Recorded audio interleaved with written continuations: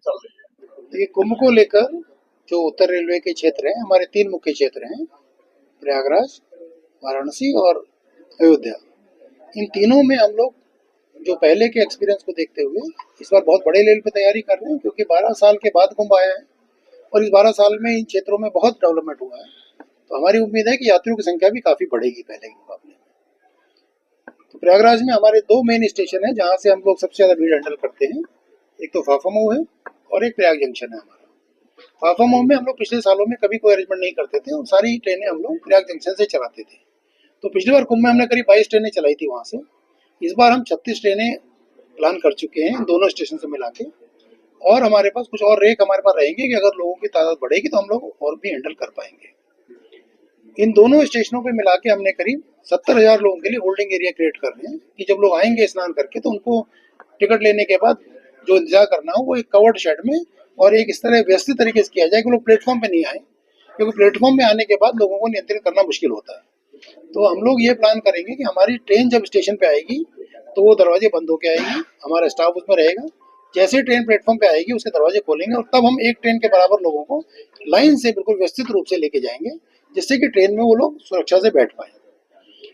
इसके अलावा हम लोगों ने इस बार पहली बार एक अरेंजमेंट कर रहे हैं कि जो महिलाएं होती हैं, जो छोटे बच्चे साथ में हैं, या कोई गांव से लोग आते हैं जिनके पास गठरी होती है और बुजुर्ग लोग हैं, उनके लिए हर होल्डिंग एरिया में एक एरिया अलग से क्रिएट कर रहे हैं, जिससे कि एक तो वो लोग वहाँ पे बैठ के थोड़ा सा रेस्ट कर लें, और जब उनको ट्रेन में बैठाएं तो सबसे पहले का जो डब्बा बिल्कुल सामने होगा, डायरेक्टली हम पहले लेके उनको बैठा देंगे और उसके बाद हम और डब्बे भरेंगे। ये वहाँ पे हम लोग कर रहे हैं।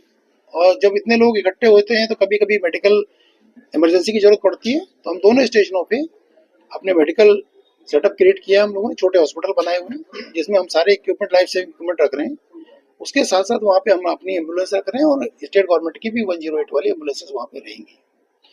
और इतने लोगों को नियंत्रित करने, उनको कायदे से ट्रेनों में बैठाने के लिए या कोई भी व्यवस्था करने के लिए दोनों स्टेशनों पे, जैसे मैंने पहले बताया था 1700 की बात कर, दोनों स्टेशनों पर मिलाते हैं करीब 3700 लोग हम लोग एक्स्ट्रा लगा रहे हैं।